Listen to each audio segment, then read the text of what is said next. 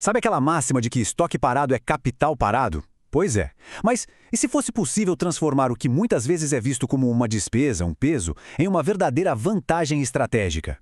Hoje, a gente vai mergulhar numa ferramenta poderosíssima do Intor, o giro customizado. Ela foi desenhada para fazer exatamente isso, colocar o capital para trabalhar de um jeito muito mais inteligente.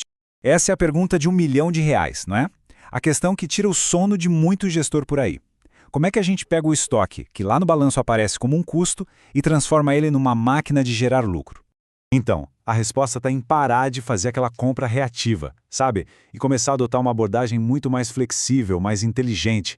E é exatamente para isso que o giro customizado existe. O objetivo dele é flexibilizar os cálculos e fazer com que cada real investido no estoque volte o mais rápido possível para o caixa.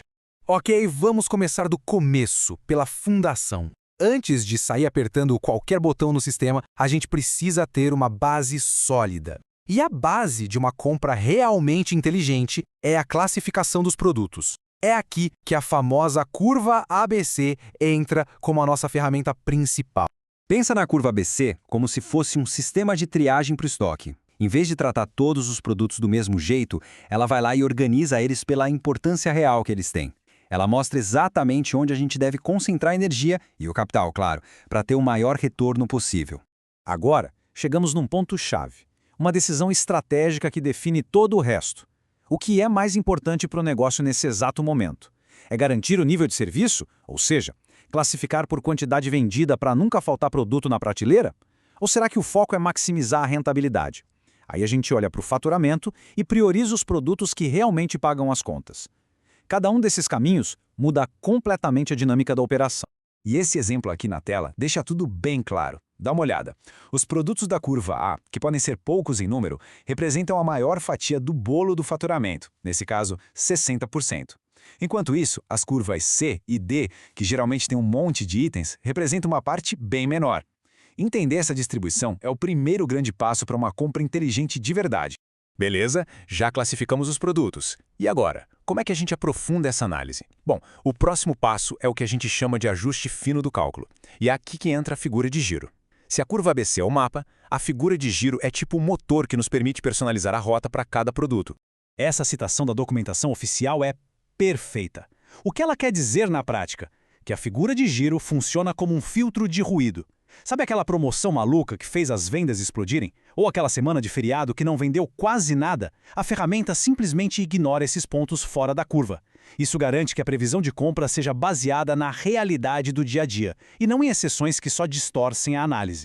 Então, na prática, configurar a figura de giro se resume a 3 decisões principais. Primeiro, qual é o tamanho do ruído que a gente vai ignorar? Ou seja, definir os limites para picos e vales. Segundo, como vamos contar o tempo? O jeito que o sistema conta os dias muda totalmente a média de vendas. E terceiro, o que mais a gente considera como saída? Vamos colocar transferências e baixas para a produção nesse cálculo? Cada uma dessas escolhas afina a precisão do sistema.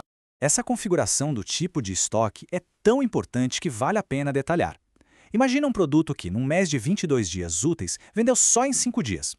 Se a gente escolher dias úteis, a média de vendas vai ser calculada em cima desses 5 dias. Agora, se escolhermos dias venda, a base de cálculo passa a ser 22 dias. E tem ainda dias estoque, que considera os dias em que teve venda ou que tinha estoque. A média pode mudar drasticamente, percebe? A escolha certa aqui depende totalmente do comportamento de cada produto. Bom, com os conceitos bem claros na cabeça, vamos para a parte prática. Como garantir que toda essa configuração seja feita do jeito certo para trazer os resultados que a gente espera? Agora, uma dica de ouro que vai poupar muita, mas muita dor de cabeça. Pensa que é como construir uma casa.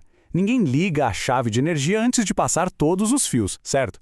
Aqui é a mesmíssima coisa. Toda a configuração, da curva ABC à figura de giro, acontece na rotina 242. Só depois, e eu repito, só depois que tudo estiver certinho por lá, é que se ativa o cálculo na rotina 132. Inverter essa ordem é a receita para o desastre. É sugestão de compra vindo zerada e muita frustração. E para desmistificar qualquer mágica que o sistema possa parecer fazer, essa aqui é a fórmula do estoque ideal. E olha, ela é bem simples. O sistema calcula quantas unidades vendem por dia, que é o giro-dia, e multiplica pelo tempo total que se leva para receber o produto de novo, ou seja, o tempo de reposição mais o prazo de entrega do fornecedor. Simples assim. Com o estoque ideal já calculado, a sugestão de compra fica fácil. O sistema simplesmente pega essa necessidade futura, diminui o que já tem na prateleira e também o que já foi pedido e está a caminho. E o resultado? Uma compra precisa, cirúrgica, sem excesso para empatar capital e sem falta para não perder venda. Quando a gente junta todas essas peças, a classificação ABC, o ajuste fino da figura de giro, as fórmulas corretas, o resultado é uma verdadeira transformação.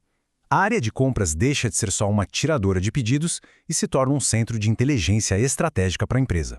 E os benefícios são muito concretos. Tem flexibilidade para adaptar o cálculo para a realidade de cada produto. Dá para analisar a sazonalidade, dando mais peso para os meses importantes. Dá para limpar as distorções dos dados usando o desvio padrão.